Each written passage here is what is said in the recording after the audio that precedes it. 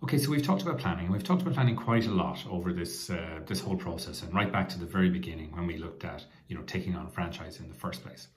And so I'm a big believer in planning, but I'm also a believer in not necessarily letting the minutiae of planning create blockages for me, and that can happen sometimes.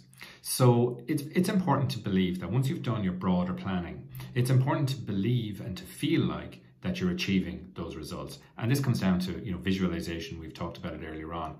And because if you start to think about all the tiny things that you need to work on to achieve that result and start to put that minutiae into a plan, it can create a blockage for you.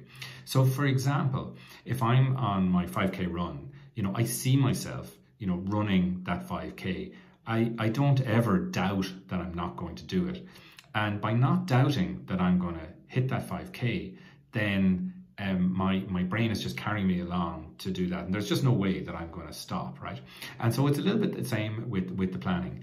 If I had to think about every step of that 5K and, the next 100 meters, am I going to make the next 100 meters, then the next 250 meters, and am I going to be able to pass that guy over there? Then that would be a lot more difficult for me. But what I just think about is, okay, I'm going to make that 5K, I'm going to jump in the sea at the other end. And when I do that, I will just be carried along because it's my belief and no doubt comes into it.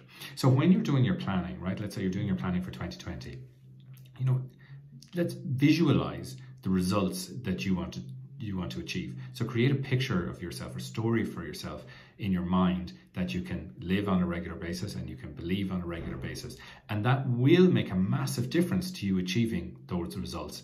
If you tell yourself that you've already achieved them, if you believe that you're achieving them right now, rather than getting into the nitty-gritty of the minutiae. I think a certain amount of that detail is important in planning, but not every day.